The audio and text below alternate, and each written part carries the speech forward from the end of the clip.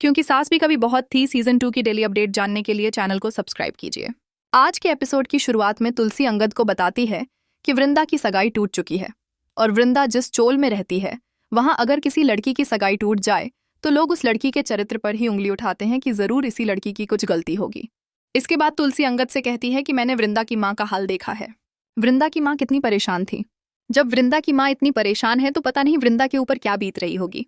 तभी अंगद तुलसी से कहता है कि माँ, मुझे तो यह समझ में नहीं आ रहा कि वृंदा की माँ यहाँ क्यों आई और वृंदा की माँ ने आपसे ऐसा क्यों कहा। वृंदा की सगाई मेरी वजह से टूटी है। इसके बाद अंगद तुलसी से कहता है कि माँ, मैंने ऐसा कुछ भी नहीं किया है जिससे वृंदा की सगाई टूट जाए, और वैसे भी मैं वृंदा की माँ को अच्छे से जानता हूँ। वृंदा की माँ बहुत ही लालची औरत है, जरूर पैसों के लिए कोई नई चाल चल रही होगी। तभी तुलसी अंगद से कहती है कि मैं जानती हूँ कि वृंदा की माँ दूध की धुली नहीं है, लेकिन आज वृंदा की माँ की आंखों में वृंदा के लिए चिंता साफ झलक रही थी। इसके बाद अंगद तुलसी को भरोसा दिलाकर कहता है कि माँ, मैंने ऐसा कुछ भी नहीं किया है और ना ही मुझे यह पता था कि वृंदा की सगाई टूट गई है। दूसरी तरफ सुभाष रणविजय से कहता है कि वृंदा के साथ मेरी शादी जरूर होगी और इस बार शादी मेरे शर्तों के हिसाब से होगी। वृंदा के घर वाले मुझसे माफी भी मांगेंगे और मेरी हर शर्त को पूरा करेंगे। तभी रणविजय सुभाष से कहता है कि लगता है तेरे दिमाग में बहुत बड़ा प्लान चल रहा है।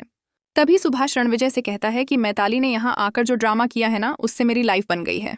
दूसरी तरफ अंगद तुलसी से कहता है कि मैं तो वृंदा से बहुत ज्यादा नाराज हूँ क्योंकि वृंदा ने बिना नोटिस पीरियड खत्म किए नौकरी छोड़ दी।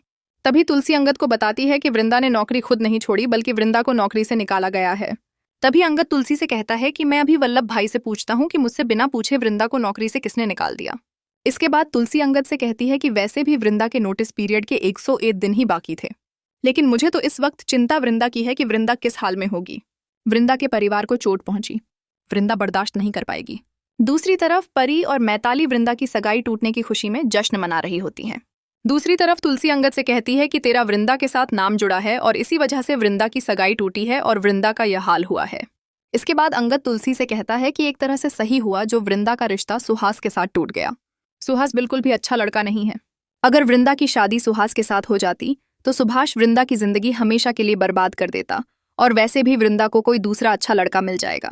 इसके बाद तुलसी अंगद से कहती है कि तुम वृंदा के घर जाकर सारी गलतफहमियां दूर करो। इस तरह तुम्हारा नाम वृंदा के साथ जोड़ना अच्छा नहीं है। दूसरी तरफ चोल में रहने वाले लोग मालती को ताने मारते हैं। इसके बाद मोहल्ले के लोग मालती से कहते हैं कि तेरी बेटी वृंदा ने हमारी पूरी बिरादरी की नाक कटा दी। इसके बाद मोहल्ले के लोग वृंदा के चरित्र के ऊपर उंगली उठाते हैं। तभी नितिन मोहल्ले वालों से कहता है कि मेरी बहन ऐसी नहीं है और आप सब भी वृंदा को अच्छे से जानते हैं। इस तरह किसी के कहने से आप मेरी बहन के चरित्र पर उंगली नहीं उठा सकते। इसके बाद सुभाष रणविजय से कहता है कि यह वृंदा बड़ा भाव खाती थी। इसके बाद सुभाष रणविजय से कहता है कि मैं इस वृंदा की ऐसी हालत करूंगा कि कोई इस वृंदा को बचा नहीं पाएगा। तभी अंगद वहां आता है। इसके बाद नितिन मोहल्ले वालों से कहता है कि वृंदा और उस अंगद के बीच में कुछ भी नहीं है। तभी मोहल्ले के लोग नितिन से कहते हैं, अगर वृंदा का उस लड़के के साथ कोई रिश्ता नहीं है तो वह लड़का यहाँ चोल में क्यों आया है। इसके बाद मालती अंगद के ऊपर भड़क जाती है, तेरी वजह से हमारी बहुत बदनामी हुई है। तभी अंगद मालती से कहता है कि मुझे वृंदा से बात करनी है। तभी वृंदा वहां आकर अंगद से कहती है कि सर, आप यहाँ क्यों आए हो। इसके बाद सुहास अंगद और वृंदा के बारे में उल्टी सीधी बातें करने लगता है। तभी अंगद गुस्से से सुहास की कॉलर पकड़ लेता है। अंगद गुस्से से सुहास से कहता है कि अगर वृंदा के खिलाफ एक शब्द और बोला तो अभी जान से मार दूंगा। इसके बाद अंगद और सुभाष के बीच झगड़ा होने लगता है। इसके बाद वृंदा अंगद और सुहास को एक दूसरे से छुड़वाती है। तभी नितिन अंगद से कहता है कि तुम यहाँ क्या करने आए हो, यहाँ जो कुछ भी हो रहा है तुम्हारी वजह से हो रहा है। इसके बाद अंगद मालती से कहता है कि अगर वृंदा की सगाई टूट गई तो इसका इल्जाम आप मुझ पर क्यों लगा रही हैं। इसके बाद अंगद वृंदा से कहता है कि तुम सबको सच सच बता दो, हमारे बीच में कोई रिश्ता नहीं है। तुम सिर्फ मेरे ऑफिस में काम करती हो और मैं तुम्हारा बॉस हूँ, और अब तो वृंदा ने नौकरी भी छोड़ दी है। तभी सुप्रिया अंगद से कहती है कि वृंदा ने नौकरी छोड़ी नहीं है बल्कि मैताली ने वृंदा को नौकरी से निकाला है और मैताली ने यहाँ आकर ड्रामा भी किया। इसके बाद अंगद सबको यकीन दिलाने की कोशिश करता है कि मेरे और वृंदा के बीच कोई रिश्ता नहीं है और ना ही हम दोनों के बीच कुछ चल रहा है। तभी सुभाष अंगद से कहता है कि हम सब ने वृंदा और तेरी वीडियो देखी है। वृंदा ने करवा चौथ का व्रत रखा था और तू वृंदा को पानी पिला रहा था। तभी अंगद कहता है कि कौन सा वीडियो। तभी सुभाष अंगद से कहता है कि मैताली ने हम सबको तेरा और वृंदा का वीडियो दिखाया है। तभी अंगद कहता है कि मैताली ऐसा नहीं कर सकती। तभी वृंदा अंगद से कहती है कि आप मैताली से जाकर पूछिए जिसने मेरे साथ गलत किया है। दूसरी तरफ सुजू मैताली और नो कल्याण ज्वेलर्स से धनतेरस की शॉपिंग करने का प्लान बनाती हैं। इसके बाद अंगद सुहास से कहता है कि तुम लोगों ने वीडियो में जो कुछ भी देखा वह सच नहीं है। वृंदा बेहोश हो गई थी, इसलिए मैं उसे पानी पिला रहा था। मेरे और वृंदा के बीच में ऐसा कुछ भी नहीं है, इसलिए तुम वृंदा के साथ शादी कर ले। इसके बाद सुभाष कहता है कि अगर तुम सब मुझे बोल ही रहे हो तो मैं वृंदा से शादी करने के लिए तैयार हो जाता हूँ, लेकिन मैं पहले वृंदा के साथ शादी फ्री में कर रहा था, लेकिन अब मुझे दहेज चाहिए। तभी दहेज की बात सुनकर सब लोग चौंक जाते हैं। तभी अंगद सुभाष से कहता है कि दहेज लेना क्राइम है। तभी सुहास कहता है कि अगर मुझे दहेज नहीं मिला तो मैं वृंदा के साथ शादी नहीं करूंगा। तभी मालती सुहास से कहती है कि हम लोग बहुत गरीब हैं, हमारे पास दहेज देने के लिए पैसे नहीं हैं, लेकिन एक सोने की चैन है, मैं वह चैन तुझे दे सकती हूँ। इसके बाद मालती भावुक होकर सुहास के पैर छूने लगती है। इसके बाद सुहास वृंदा से शादी करने के लिए मान जाता है और वृंदा से कहता है कि आज के बाद ये अंगद तेरे आसपास नहीं दिखना चाहिए। सुहास अंगद को मारने की धमकी देने लगता है। तभी सुहास और अंगद के बीच फिर से झगड़ा होने लगता है। तभी वृंदा सुहास और अंगद के बीच आ जाती है। इसके बाद वृंदा अंगद से हाथ जोड़कर कहती है कि पहले ही हमारी बहुत बदनामी हो चुकी है, आप यहाँ से जाइए। तभी सुहास अंगद को जलाने के लिए वृंदा के कंधे पर हाथ रखता है। अंगद दुखी होकर वहां से चला जाता है। इसके बाद सुहास वृंदा के करीब जाने की कोशिश करता है। तभी वृंदा सुहास को दूर हटाती है। सुहास गुस्से से वृंदा से कहता है, मैं तुझसे शादी नहीं कर रहा। सुहास सबसे कहता है कि ए वृंदा अभी भी उस अंगद को भूल नहीं पाई है, और जब तक वह लड़का अंगद मुझसे माफी नहीं मांगेगा मैं वृंदा से शादी नहीं करूंगा। इसके बाद वृंदा आज के हुए सारे ड्रामे की वजह से परेशान बैठी हुई होती है।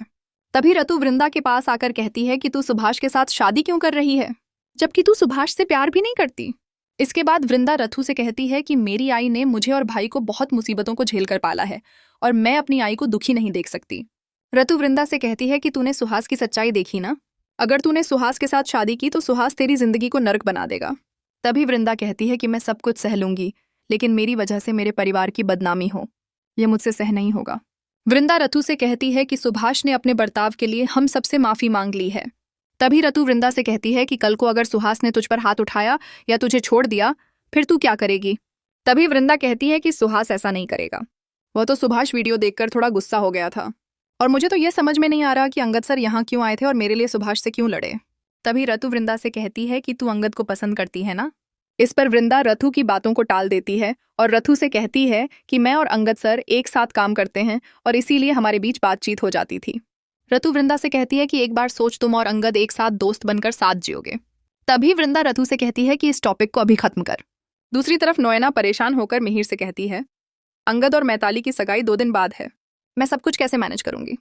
तभी मिहिर नोना से कहता है कि तुम इतनी चिंता मत करो, वैसे भी हम सब एक फैमिली की तरह हैं, तो सारे काम मैनेज हो जाएंगे। इसके बाद नो मिहिर से कहती है कि मैं मैताली की मासी हूँ, मेरे लिए मैताली की खुशी मेरी अपनी खुशी से ज्यादा बढ़कर है, मैं मैताली की आंखों में आंसू नहीं देख सकती। तभी मिहिर नोना से कहता है कि मैंने तुम्हारा माँ और ममता वाला रूप पहली बार देखा है। तभी नो मिहिर से कहती है कि और भी मेरे बारे में बहुत कुछ है जो तुमने नहीं देखा है। तभी मिहिर नोना से पूछता है कि बताओ मुझे और क्या क्या राज छुपा रखे हैं तुमने। तभी नोना मिहिर से कहती है कि एक बहुत बड़ा राज छिपा कर रखा है जो समय आने पर पता लग जाएगा। तभी मिहिर कहता है कि मैं उस वक्त का इंतजार करूंगा। इसके बाद मिहिर अपने घर जाने के लिए निकल जाता है। तभी नो कहती है कि जिस राज को मैंने छिपा कर रखा